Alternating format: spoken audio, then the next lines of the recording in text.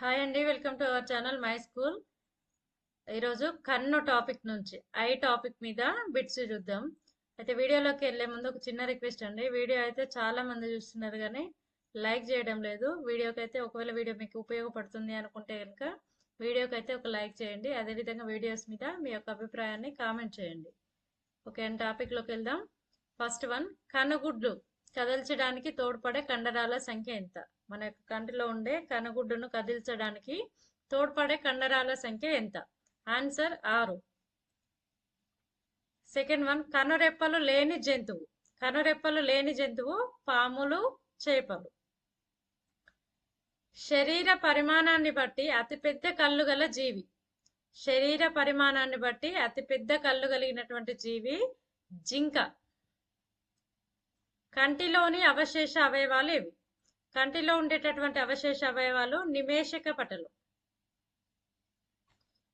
Next one, ఒక కన్నుతో ముందుకు మరొక కన్నుతో వెనుకకు చూడగల జీవి.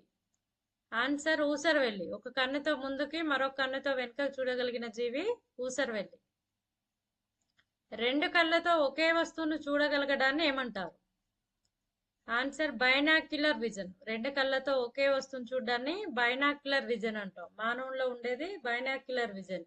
మనం ఒకే వస్తువును చూసినా కూడా రెండు కళ్ళతో చూసినా ఒక వస్తువు ఒకేలాగా కనిపిస్తుంది మనకి. కంటిలో ఉండే పొరలు ఎన్ని? కంటిలో ఉండే పొరలు 3 పొరలు. ఒకటి దృఢస్థరం, రెండవది రక్తపటలం, 3 నేత్రపటలం. నేత్రదానం చేసేటప్పుడు కంటిలో సేకరించే భాగం ఏది? నేత్రదానం చేసేటప్పుడు కంటిలో సేకరించే భాగం. Answer cornea. కార్నియాని సేకరిస్తారు. శుక్లపటలం లేదా కార్నియా ఎలా ఏర్పడుతుంది? క్వశ్చన్ చూడండి. శుక్లపటలం లేదా కార్నియా అని పిలుస్తుంది. దీన్ని ఎలా ఏర్పడుతుంది? ఎలా ఏర్పడుతుంది అంటే దృఢస్థరమే ఉబ్బి కార్నియాన్ని ఏర్పరుస్తుంది. కంటిలోని ఏ భాగాన్ని కెమెరాలోని డయాఫ్రమ్ తో పోల్చవచ్చు? ఇక్కడ డయాఫ్రమ్ ఇది. కంటిలోని ఏ భాగాన్ని కెమెరాలోని డయాఫ్రమ్ తో పోల్చవచ్చు అంటే కంటిపాప. కంటిపాపని మనం డయాఫ్రమ్ తో పోల్చవచ్చు. నెక్స్ట్ వన్, కంటిపాప మధ్యలో ఉండే చిన్న రంధ్రం. కంటిపాప మధ్యలో ఉండే చిన్న రంధ్రం తారక. ఆన్సర్ తారక. నెక్స్ట్ వన్, రక్తపటలం ఏ రంగులో ఉంటుంది? రక్తపటలం అనేది నలుపు రంగులో ఉంటుంది. కంటిలో ఉండే కటకం. కంటిలో ఉండే కటకం ద్వికుంభాకార కటకం. దీన్ని స్ఫటిక కటకం అని కూడా పిలుస్తారు. నెక్స్ట్ వన్, కాంతి తీవ్రతను బట్టి తారక పరిమాణంలో మార్పులు చేసేది. కాంతి తీవ్రతను బట్టి తారక పరిమాణంలో మార్పులు చేసేది. ఆన్సర్ కంటిపాప. కంటిలోని జ్ఞాన భాగం అని ఏ భాగాన్ని పిలుస్తారు? కంటిలోని జ్ఞాన భాగం అని రెటీనా అని పిలుస్తారు. దృష్టి జ్ఞానం లేని భాగం అందచుక్క. మంచి దృష్టి జ్ఞానం కలిగిన భాగం అంటే ఎక్కువ దృష్టి జ్ఞానం కలిగినటువంటి భాగం ఏది? ఆన్సర్ పచ్చ చుక్క. దీన్నే మేక్యులా అని పిలుస్తారు, పోవియా అంటాం. శంకు కణాలు, దండ కణాలు. శంకు కణాలు, దండ కణాల నిష్పత్తి 1:15. శంకులు, దండాల నిష్పత్తి 1:15. Cones and rods. Next one, ప్రతిబింబం ఏర్పడే పొర. ప్రతిబింబం అనేది రెటీనా పైన ఏర్పడుతుంది. కన్ను గుర్తించగలిగే రంగుల సంఖ్య. మన కన్ను 16 రంగుల్ని గుర్తించగలుగుతుంది. ఆరోగ్యవంతుని దృష్టికోణం సుమారుగా 60 డిగ్రీలు. ఆరోగ్యవంతుని దృష్టికోణం 60 డిగ్రీలు. దండాలలో గల వర్ణద్రవ్యం. దండాలలో రొడాప్సిన్ అనే వర్ణద్రవ్యం ఉంటుంది. రాత్రి సమయాలలో సంచరించే నిశాచర జీవుల్లో బాగా అభివృద్ధి చెంది ఉండే కణాలు. నిశాచర జీవులలో దండాలు బాగా అభివృద్ధి చెంది ఉంటాయి, రాడ్స్. టపేటం లుసిడం అనగా, టపేటం లుసిడం అనేది మాంసాహార నిశాచర జీవులలో రెటీనా యొక్క వెనుక భాగంలో ఉండే ఒక ప్రత్యేక నిర్మాణం ఇది. దీన్ని విధేంటి అంటే చీకట్లో మెరిసే స్వభావాన్ని కలిగి ఉంటుంది. టపేటం లుసిడా అనేది మాంసాహార నిశాచర జీవుల్లో, రాత్రి సంచరించే జీవులను మనం నిశాచర జీవులు అంటాం. ఈ మాంసాహార నిశాచర జీవుల యొక్క రెటీనా వెనుక భాగంలో ఒక ప్రత్యేక నిర్మాణం ఉంటుంది, అది టపేటం ల్యూసిడం. దీని పని ఏంటి అంటే ఇది చీకట్లో మెరిసే స్వభావాన్ని కలిగి ఉంటుంది. విటమిన్ ఏ లోపిస్తే రేచీకటి వస్తుంది, కారణం ఏంటి? నెక్స్ట్ క్వశ్చన్, విటమిన్ ఏ లోపిస్తే రేచీకటి వస్తుంది, కారణం ఏంటి? కారణం ఏంటంటే విటమిన్ ఏ లోపిస్తే దండకణాలు అనేవి రొడాప్సిన్ ఉత్పత్తి చేయవు. విటమిన్ ఏ లేకపోతే దండకణాలు రొడాప్సిన్ ఉత్పత్తి చేయవు, కాబట్టి రేచీకటి నైట్ బ్లైండ్నెస్ అనేది వస్తుంది. అత్యధికంగా దండకణాలు లేదా రాడ్స్ కలిగిన జీవులు, గుడ్లగూబ. అత్యధికంగా దండకణాలని కలిగి ఉన్నటువంటి జీవి గుడ్లగూబ. శంకు కణాల్లో ఉండే వర్ణద్రవ్యం, కోన్స్ అంటాం శంకులని, శంకులలో ఉండే వర్ణద్రవ్యం అయోడాప్సిన్. ఇది పొటాప్సిన్ అనేటటువంటి ఒక ప్రోటీన్ తోటి నిర్మితమై ఉంటుంది.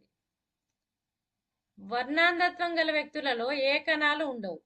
కలర్ బ్లైండ్నెస్, వర్ణాంధత్వం ఉంటుంది కదా, ఈ వర్ణాంధత్వం ఉన్నటువంటి వ్యక్తుల యొక్క కంటి లోపల ఏ కణాలు ఉండవు అంటే శంకువులు ఉండవు. కోన్స్ లేని జీవులు, శంకువులు లేనటువంటి జీవులు గుడ్లగూబలు, గబ్బిలాలు. కంటిలో ఏ భాగంలో శంకు కణాలు ఎక్కువగా ఉంటాయి? కంటి లోపల తారకకు ఎదురుగా ఉన్నటువంటి రెటీనా ప్రాంతంలో ఈ శంకు కణాలు ఎక్కువగా ఉంటాయి. ఈ ప్రాంతాన్ని ఫోబియా లేదా ఎల్లో స్పాట్ లేదా మ్యాక్యులాలిటీ అని అంటారు. కంటి గుడ్డు తిప్పుతూ మనం చూడాలనుకున్న దాన్ని సూక్ష్మంగా పరిశీలించుటకు ఉపయోగపడేది. ఇట్లా కన్నుగుడ్డును తిప్పుకుంటూ మనం దేన్నైనా చూడాలనుకుంటే సూక్ష్మంగా పరిశీలించడానికి ఉపయోగపడే నిర్మాణం ఫోబియా. కంటిలో ఉండే గ్రంథులు, కంటిలో ఉండే గ్రంథులు అశ్రు గ్రంథులు అంటాం, లాక్రిమల్ గ్లాండ్స్. నెక్స్ట్ వన్, కన్నీటిలో ఉండే లవణ పదార్థం. కన్నీటిలో ఉండే లవణ పదార్థం సోడియం క్లోరైడ్. కన్నీటిలో ఉండే ఎంజైమ్ లైసోజైమ్. కన్నీటిలో ఉండే ఎంజైమ్ లైసోజైమ్. ఇది కంటిలో సూక్ష్మజీవ నాశనిగా పనిచేస్తుంది. హస్వదృష్టి అనగా రెటీనాకు ముందు ప్రతిబింబం ఏర్పడడం వల్ల దగ్గర వస్తువులు కనపడతాయి. ఇక్కడ చూడండి, హస్వదృష్టి అంటే రెటీనా కంటే ముందే ప్రతిబింబం ఏర్పడుతుంది. దానివల్ల ఏమవుతుంది, వాళ్ళకి దగ్గర ఉండే వస్తువులు కనపడతాయి కానీ దూరం ఉండే వస్తువులను చూడలేరు.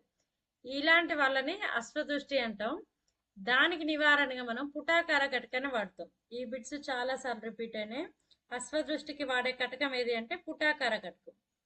అశ్వదృష్టి అంటే ఏంటంటే రెటీనా కంటే ముందే ప్రతిబింబం ఏర్పడుతుంది, దానివల్ల దగ్గర వస్తువులు కనపడతాయి కానీ దూరం ఉన్నటువంటి చూడలేరు.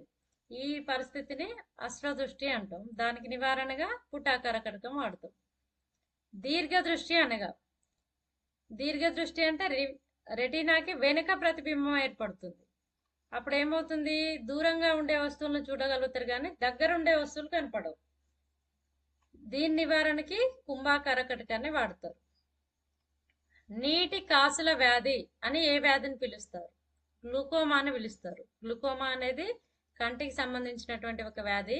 దీన్ని నీటి కాసుల వ్యాధి అని కూడా పిలుస్తారు. ట్రకోమా వ్యాధి ఏ బ్యాక్టీరియా వల్ల వస్తుంది? ట్రకోమా కూడా కన్నుకు సంబంధించిన వ్యాధి. ఇది క్లామిడియా ట్రకోమాటిస్ అనే బ్యాక్టీరియా వల్ల వస్తుంది. కన్జక్టివైటిస్ లేదా కళ్ళ కలక అంటాం కదా, కళ్ళు వచ్చినాయి అంటారు కదా, ఈ కన్జక్టివైటిస్ అనేది ఏ వైరస్ వల్ల వస్తుంది? ఎడినో వైరస్ వల్ల వస్తుంది. కంజక్టివైటిస్ అనేది ఎడినో వైరస్ వల్ల వస్తుంది.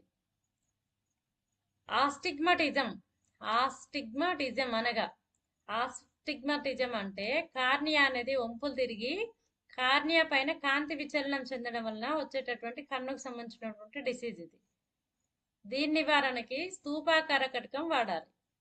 స్టాబిస్మస్ అంటే మెల్ల కన్ను. కాటారాక్ట్ అనగా, కాటారాక్ట్ అంటే శుక్లంలో అంటారు కదా, దాన్ని కాటారాక్ట్ అంటారు. వర్ణాంధత్వం అనేది ఒక జన్యుపరమైనటువంటి వ్యాధి. ఈ వ్యాధి ఉన్న వాళ్ళు ప్రాథమిక రంగులైనటువంటి ఎరుపు, ఆకుపచ్చ, నీలం రంగుల్ని గుర్తించలేరు.